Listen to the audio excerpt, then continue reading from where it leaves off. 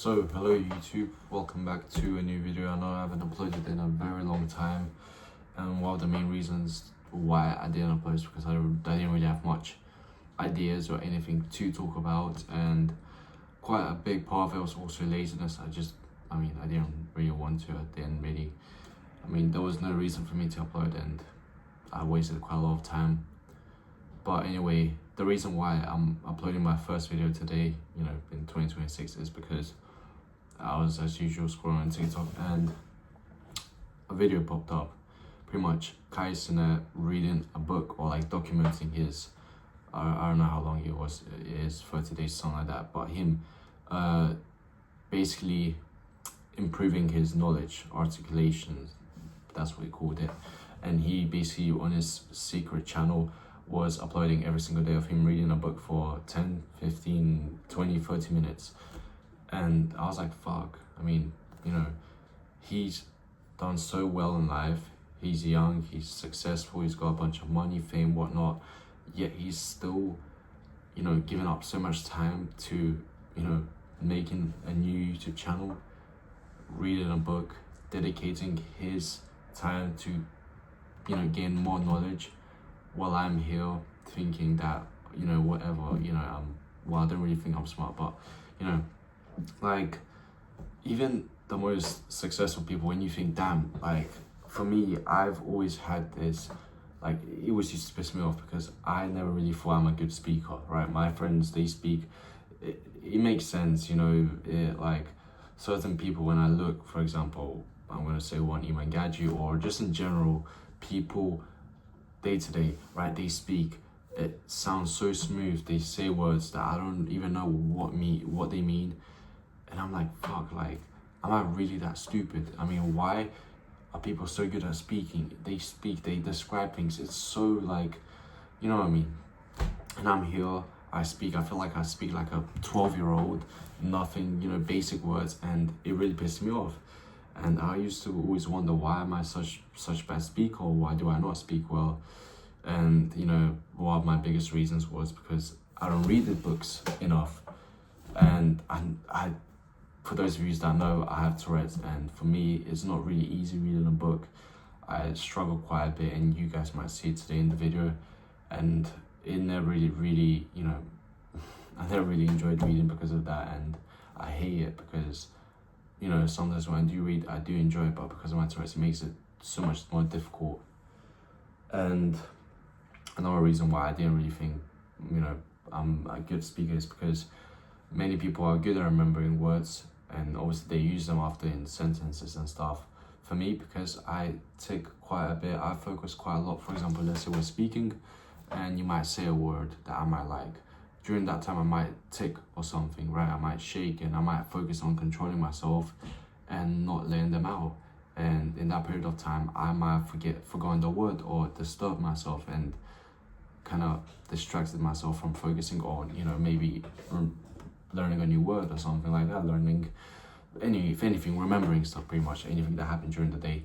And yeah, I thought I would just start making these videos for, however long. I want to try and do it for at least 30 days, upload every single day, read for, I don't care, 5, 10, 15, 20, 30 minutes a day. I just want to start uploading videos. These videos are more for myself, more for me to kind of discipline myself, to have a reason to upload every single day, to have a reason to read a book every day, to have a reason to practice every day, hold my Tourette's in every day.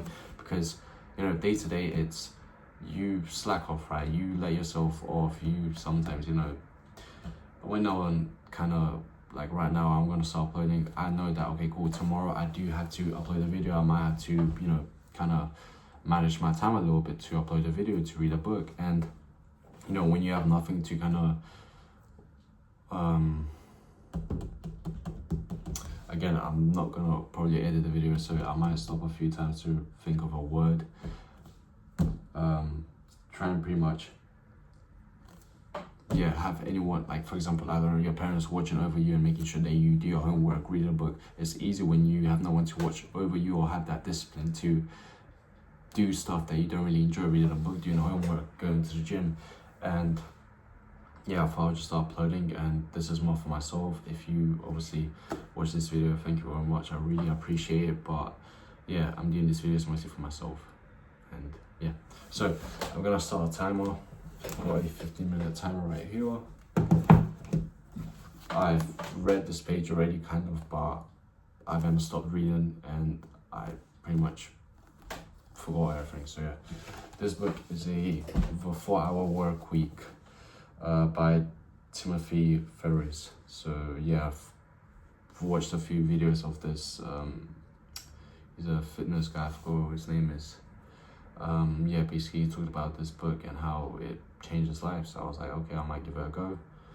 And yeah, so that's the reading. By the way, I've got a notebook also, sorry for disturbing. I've got a notebook. If I find any new words that I might like or I might find interesting, I might write them down if I want to learn more. So yeah, let's start a 15-minute timer. Cool. So, caution and comparisons, how to burn $1 million a night. These individuals have riches just as we say that we have a fever, when really the fever has us. I also have in mind that seemingly wealthy but most terribly impoverished class of all, who have accumulated droves but know not how to use it or get rid of it, and thus have forged these own golden and silver fetters. His friends, drunk to a point of speaking in tongues, were also asleep. It was just with two of us now in first class. He extended his hand to introduce himself, and an enormous Looney Tunes enormous diamond ring appeared from the either as his finger crossed under my reading light. Mark was a legitimate magnate. He had at different times run practically all the gas stations, convenience stores, and gambling in South Carolina. He confessed with half smile that in an average trip to Sin City, he and his fellow weekend warriors might lose an average of $500,000 to $1 million each. Nice, he sat up in his seat as the conversation drifted to my travels, but I was more interested in his outstanding record of printing money. So of all your businesses, which do you like the most? The answer took less than a second or four, none of them. He explained that he had spent more than 30 years with people he didn't like to buy things he didn't need. Life had become a succession of trophy wives. He was on lucky number 3, expensive cars and over empty bragging rights. Mark was one of the living dead. This is exactly where we don't want to end up. Apples and oranges, a comparison. So what makes the difference? What separates the new rich characterized by option from the differs? Those who save it all for the end of only to find that life has passed them by. It begins at the beginning. The new rich can separate from the crowd based on their goals, which reflects very distinct priorities and life philosophies. Note how subtle differences in the wording completely changed the necessary action for fulfilling what at a glance appears to be similar goals. These are not limited to business owners. Even the first, as I will show later, applies to employees. So the first, to work for yourself, the NR, to have others work for you, to work when you want to prevent work for work's sake and do the minimum necessary for minimum effort overload, to retire early or young, to distribute recovery period and adventurous mini retirement throughout life on a regular basis, and recognize that inactivity is not the goal. Doing that which exists is to buy all the things you want to have, to do all the things you want to do, and be all the things you want to be. If this includes some tools and gadgets, so be it. But they are either means to an end or a bonus, not the focus. To be the boss instead of the employee, or to be in charge. And are to be either the boss nor the employee but the owner. To own the trains and have someone else ensure they run on time. To make a ton of money. To make a ton of money, which specific reason and defined dreams to chase, timelines and steps included What are you working for? To have more.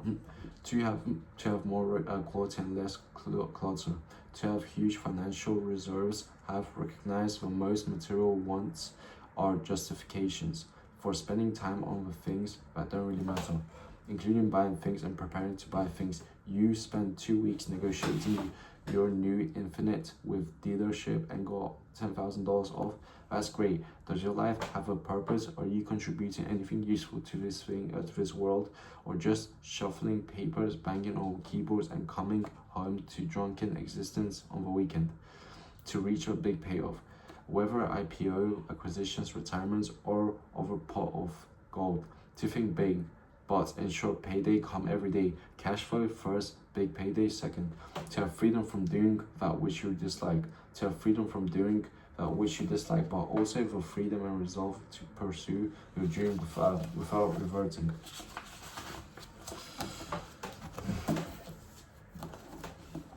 To work for work's sake. Work for work. After years of repetitive work, you will often need a dig hard to find your passion and redefine your dreams, to revive hobbies that you let atrophy to near extinction. The goal is not to simply eliminate the bad. Does nothing more than leave you with a vacuum, but to pursue the experience the best in the world. Getting off the wrong train. The first principle is that you must not fool yourself, and you are the easiest person to fool. Enough is enough. Living no more. The blind quest for cash is a fool errand. I've chartered private planes over Andes, enjoyed many of the best wines in the world in between world-class ski runs, and lived like a king, lounging by infinite pools of a private villa. Here's a little secret I rarely tell. It all costs less than rent in US. If you can free your time and location and your money, and automatically worth 3 to 10 times as much. This has nothing to do with currency rates. Being financially rich and having the ability to live like a millionaire are fundamentally two very different things. Money is multiplied in practical value depending on the number of W's you control in your life. What you do, when you do it, where you do it, and with whom you do it.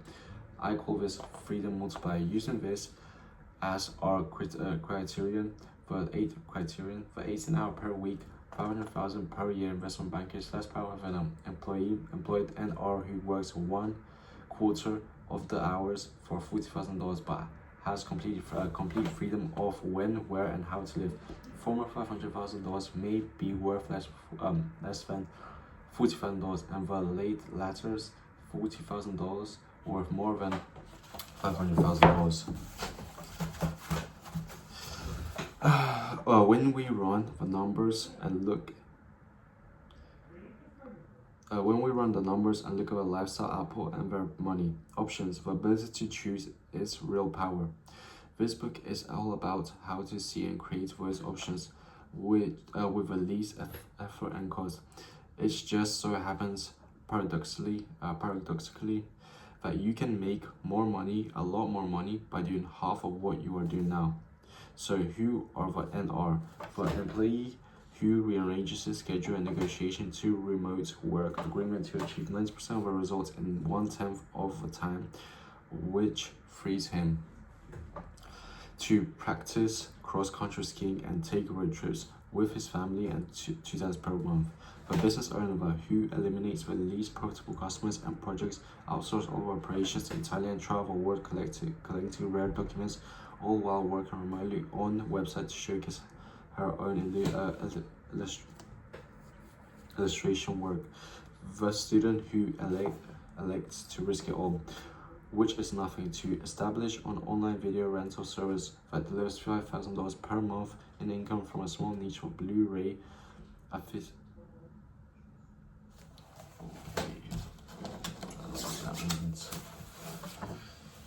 6 minutes left. Let me just stop the time.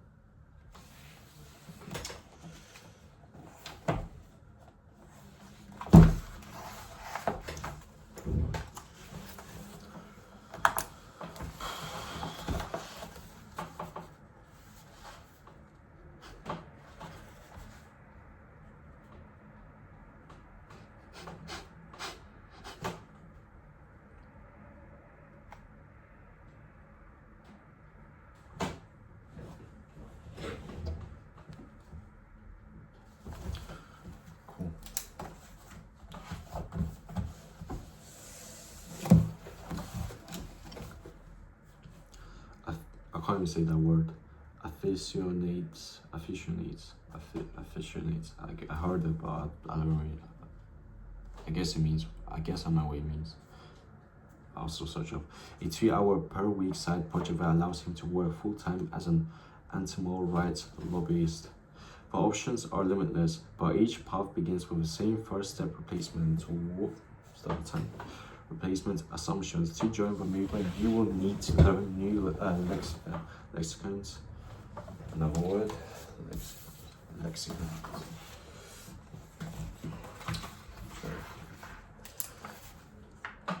Lexicons. Brilliant. Lexicons and okay, wow. Another word, but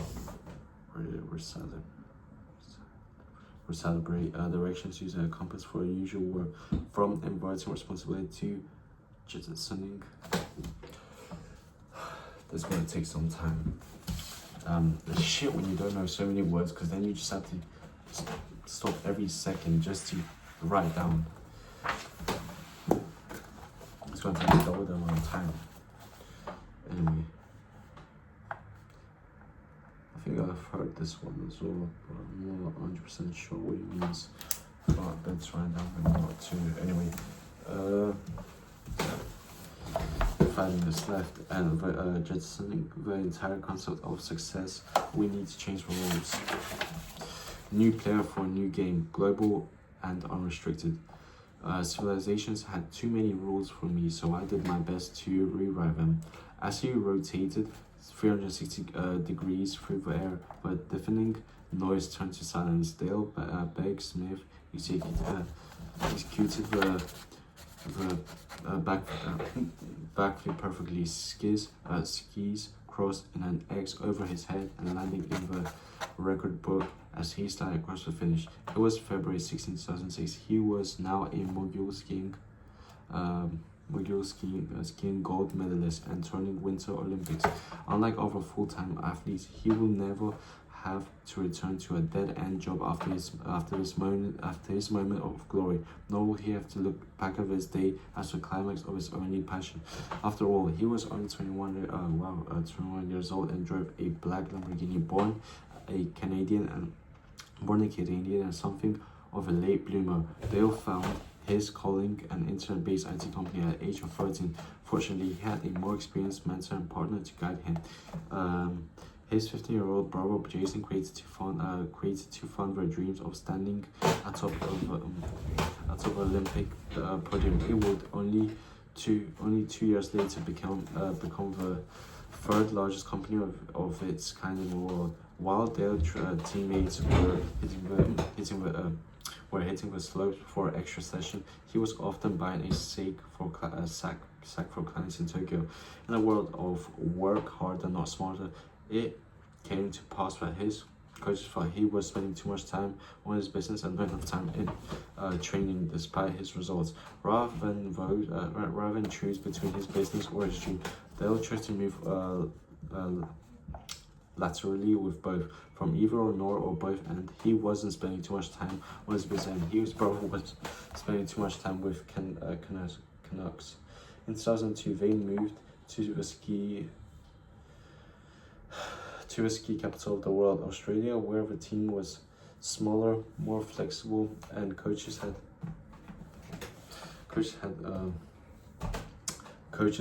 by a legend.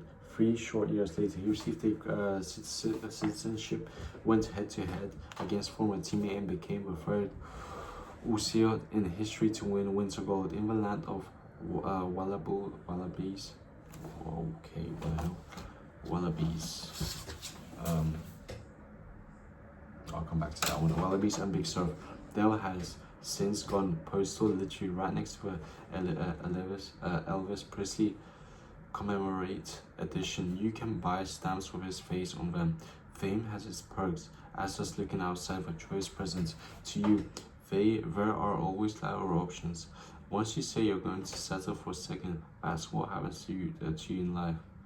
Some people remain convinced that just a bit more money will make things right. Their goal arbitrary moving targets, 300,000 in the bank, 1 million in the portfolio, 100,000 a year instead of 50,000, etc. Julie's goal made in intrinsic sense, came back with the same number of children she had left with. She reclined in her seat and gazed across the aisle past her sleeping husband Mark, counting as she had done thousands of times. 1, 2, 3. So far, so good. In 12 hours, they would all be back in Paris, safe and sound. But that was assuming the plane from New York, Caledonia held together. Of course, New Caledonia, nestled in the tropics of Coral Sea. New Caledonia was a French territory, and where Julia and Mark had just sold the sailboats that took them 15,000 miles around the world. Of course, recouping their initial investment had been part of the plan. All said and done, their 15 miles exploration of global from gondola reach waterways of Venice to triple shores of Polynesia had cost them between 85,000 less on the rent and Baku in Paris. Most people would consider this impossible. Then again, most people don't know that more than 300 families set sail from France each year to do the same. The trip had been a dream for almost 2 decades, relegated to the back of a line behind an ever-growing list of responsibility. Each passing moment brought a new list of reasons for putting it off. Okay, so the time is up. Okay, that wasn't really good, honestly. I thought I'd read a lot better, but yeah, my ethics of it in the way, and I guess it's just space for improvement. I've actually heard about that. Heard about the at the end about I need to stop about the sailing. Bro, this is about the sailing of the families. So that's pretty cool. They sailed all the way from one end to the other around the world, spending less, like I said, than a flat or whatever he said. But yeah, so this video is gonna end right now, or in a few minutes. So yeah, I mean, hopefully this will, I'll do this every day for 30 days. Because I mean, it's New Year, things need to change. I don't really care if this is like looks embarrassing or anything. Even like, it's crazy to think Kai Cenat, like this guy made a whole, documentary of him reading a book, and now people are just chatting shit about him. I'm like, bro, like, there's always space for more knowledge, more intelligent. Like, we're not smart. Like, we are smart creatures, but we don't know everything, right? And it's just like, it's stupid to see people like criticize him and tell him like, bro, this guy can't read a word. Like, look at me, I've struggled so many times, and like, fair enough, he has money, he has fame, he has, so many things. You'd think he probably knows quite a lot of things, but as you can see, even he lacks, knowledge in certain areas. I mean, it's completely normal. Some people are good at one thing, other people are good at other things. But yeah, I hope you enjoyed this video, and I hope to see you tomorrow. Yeah, thank you.